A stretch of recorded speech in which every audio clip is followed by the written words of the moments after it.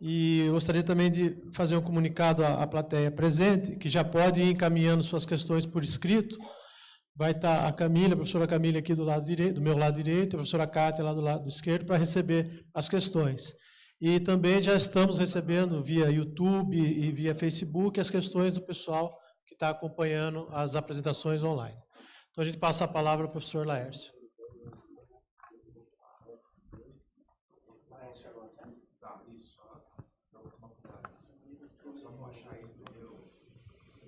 Bom, boa tarde. Cátia, não é para medir ainda marcar ainda meu tempo, porque eu tenho aviso administrativo. Eu tenho direito a 1 minuto, pedi para o chefe, ele deu. Primeiro, o aviso geral sobre celulares na plateia. Por favor, liguem os celulares. Não é? É possível acompanhar a transmissão pelo celular, conversar com o pessoal que está lá ou que está no Maranhão, como eu fiz agora há pouco, a partir do celular aqui. Não é? O chefe fez uma menção à transmissão e foi injusto, falou só de mim, mas eu preciso ler alguns nomes aqui. O meu papel foi de baixinho, invocado mesmo. Eu fiquei atazanando todo mundo desde o dia que a gente decidiu que ia transmitir, não é? Mas eu tive ajuda aqui do Joca, da Cátia e da Palmira, que ficaram aqui conversando na universidade. Então, eu vou listar aqui o pessoal que está escondido ali atrás e não aparece. É o Matias, gerente da transmissão, o pessoal ótimo da UFPR TV, que eu agradeço e espero que a gente continue trabalhando junto. O Matias, gerente, o Gabriel, o Marcos Marques, o José Apolinário, o Rogério Moreira. A letra está ruim, André. O Carlos Rocha, Angélica, Juliana, e quem levou o piano aqui pelo Inteligência Esportiva foi o André 40. Muito obrigado, vamos continuar. Nós fizemos um teste de um dia inteiro antes de ontem, e eu participei embaixo do meu escritório, lá embaixo do Coqueiro 2 de Maceió, mas funcionou 2 dias atrás. Vamos lá. Não, em algum lugar. Só liga depois que eu apertar aqui. Bom, informação e documentação esportiva. Apertei errado. Quem me ajuda? Maiara, tem alguma coisa a apertar aqui que eu errei? Toma. Faz para mim, vai. Passa para mim. Quando eu levantar o dedo, você muda. Vamos lá. Fica aqui. Bom, eu fiz um roteiro para não me perder. Eu tenho um princípio, não é, de tudo isso que eu vou falar nesses 15 minutos de fama, que é a internet é uma rede de pessoas, existem vetores de tecnologia, são essas pessoas, e essas pessoas se reúnem em colégios invisíveis. É essa a meta, né? É esse o nosso ponto principal. Vou citar alguns exemplos da história da documentação e informação esportiva no Brasil, as ações no âmbito da parceria com inteligência esportiva, alguns dados, e quando a Cátia levantar a marca de 5 minutos, eu vou para o último slide. Bom, a internet, o princípio, a internet é uma rede de pessoas, a fronteira do conhecimento está com as pessoas.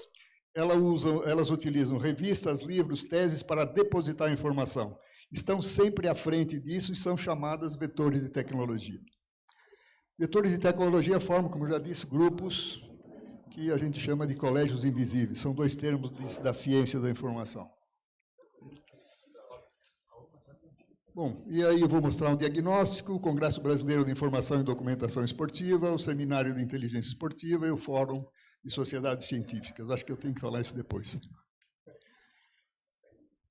1970, Diagnóstico da Educação Física e do Esporte do Brasil. E depois, 2013, outra vez, o diagnóstico que chamamos de Diasporte. Minha mãe gostaria de saber que fui eu que batizei Diasporte, então ficou interessante. Mas tem um problema. Supõe-se que entre 1970 e 2013, os planejamentos, projetos eram feitos baseados no diagnóstico que a gente tinha. Eu preciso citar o vetor de tecnologia, Lamartine Pereira da Costa. Ele estava no primeiro diagnóstico e deu suporte para o segundo. E hoje o Lamartine está com 2 projetos. O Alcion falou do Esporte 4.0, o Lamartine está trabalhando com Educação Física e Esporte 4.0 e tentando salvar a documentação dos Jogos Olímpicos do Rio de Janeiro, para que eles não se percam, né, que é a tendência, no E-Museu do Esporte. O Centro Esportivo Virtual é parceiro tanto dessa iniciativa do 4.0 quanto do E-Museu. Bom, na conexão internacional, nós temos a Associação Internacional de Informação Esportiva. Quando o Ministério do Esporte fez, em 2006, o primeiro Congresso Brasileiro de Informação e Documentação Esportiva, foi bem divulgado as 5 estrelas ali do peito do atleta, e nós conseguimos fazer, depois de uma tentativa de um trabalho de 20 anos, uma reunião dos dirigentes da Associação Internacional de Informação Esportiva. Significou que 18 diretores de centro de documentação dos países vieram por conta própria e trouxeram, cada um trouxe um projeto de parceria com o Brasil. Ficou muito pequeno. A ideia aqui era clicar para a gente mostrar isso no Centro Esportivo Virtual, mas se eu entrar no Centro Esportivo demora 3 horas. Eu vou citar algumas coisas. O professor Mati, da China, falou sobre como ele supervisionou a organização da informação nos Jogos Olímpicos de Pequim. O professor do Japão, Makoto, trouxe um software para os técnicos brasileiros, com um banco de dados de todas as imagens que o Japão conseguiu juntar de todas as Olimpíadas.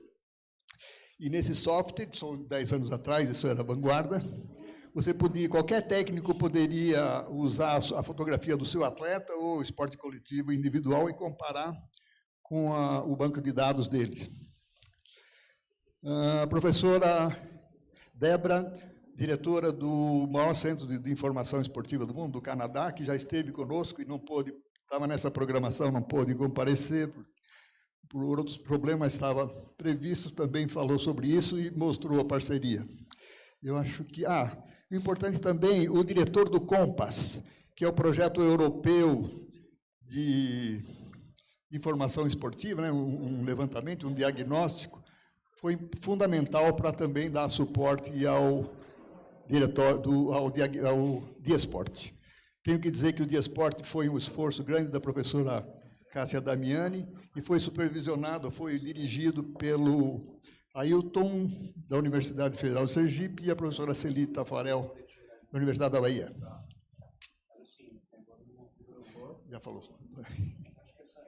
Fizemos várias reuniões institucionais que estão aí, isso está no ar. Esse congresso de 2006 está no ar, é possível assistir hoje. O Centro Esportivo Virtual começou a transmitir congressos assim em 2002, e todos estão no ar, dá para assistir a qualquer momento.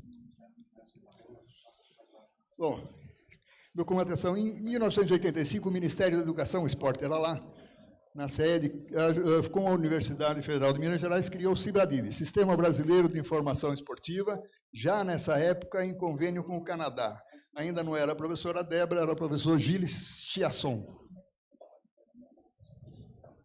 Isso, 2011 acabou. Essa notícia foi dada na comunidade de biblioteconomia do Centro Esportivo Virtual. São 150 comunidades, a gente conversa assunto específico. Aí tem o documento da UFMG, encerrando as atividades do CIBRADID, embora a gente já sabia que a Olimpíada seria no Brasil, nós ficamos sabendo isso em 2009, 2011, fechamos o CIBRADID.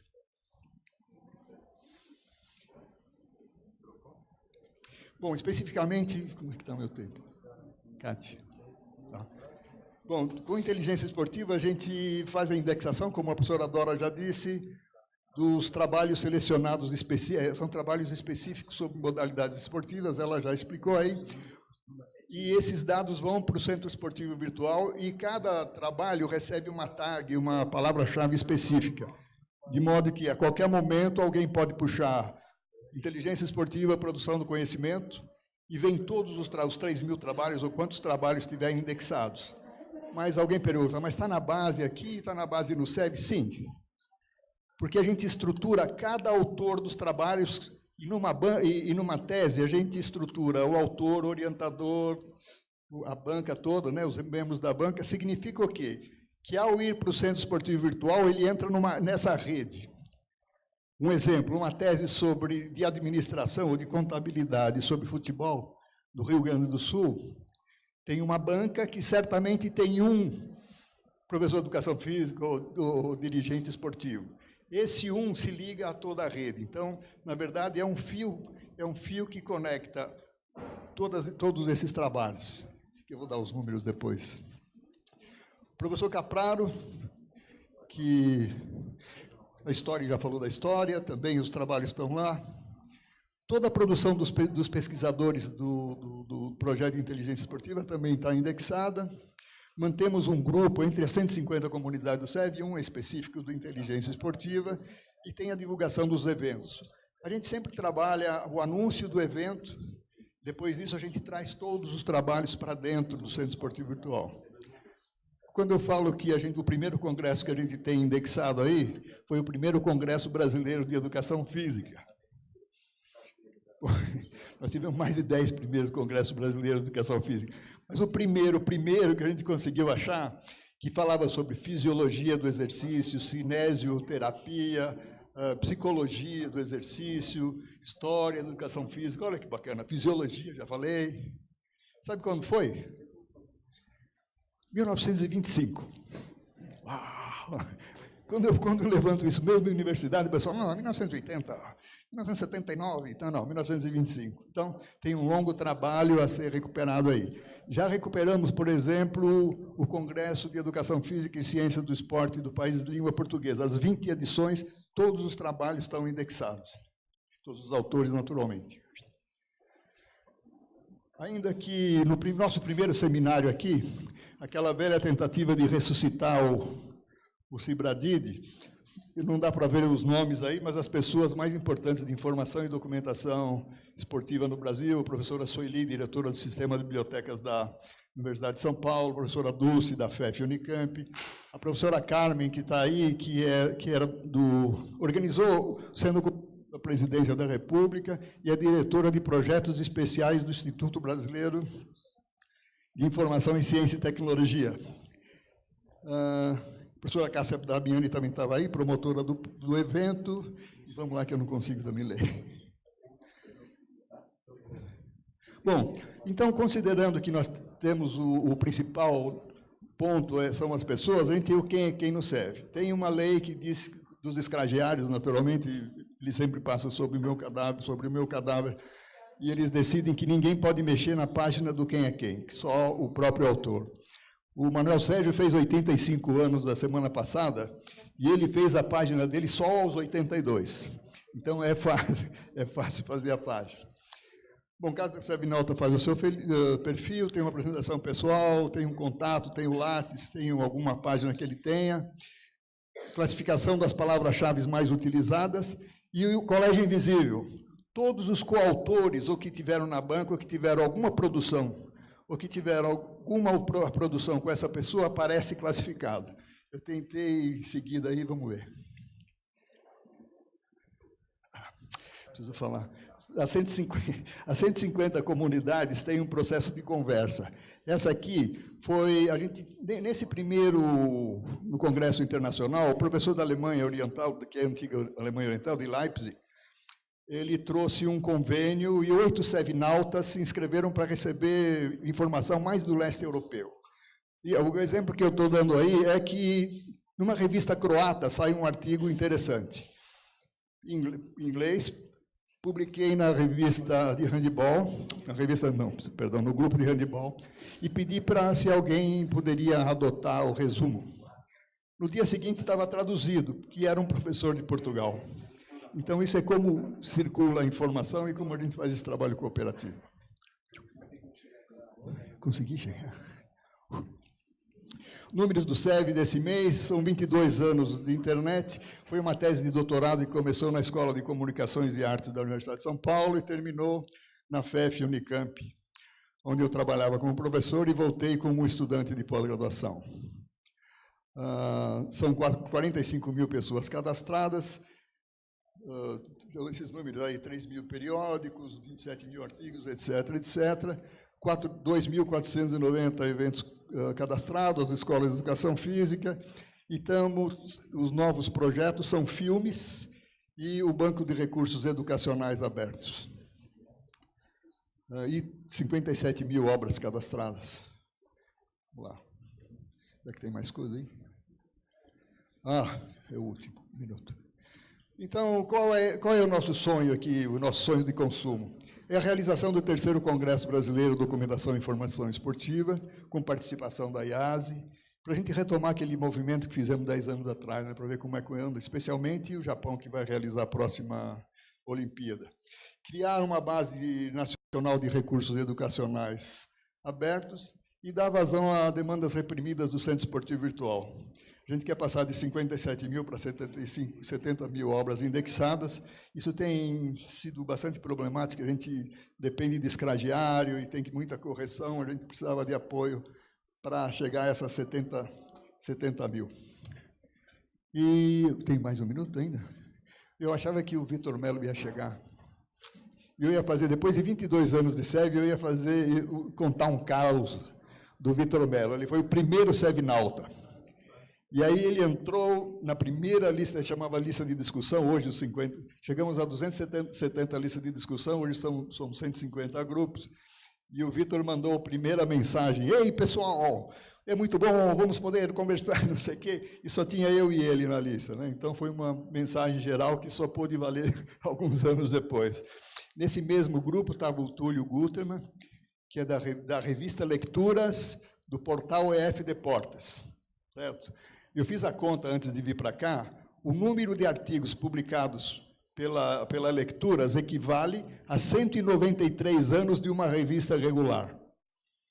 Não sei como ele teve em Maceió 10 dias para a gente conversar, e eu acho que o dia dele tem 45 horas, porque ele faz isso sozinho.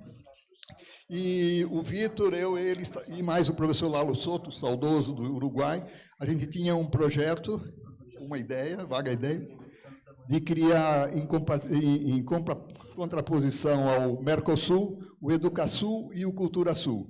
E eu ia dizer para o Vitor que, na visita do Túlio, continua o movimento para fazer essas duas entidades. Muito obrigado, acho que era isso.